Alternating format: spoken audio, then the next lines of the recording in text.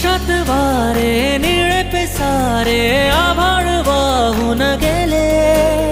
तुझ्यात मी अन माझ्यात तू, कसे दोघात जग हे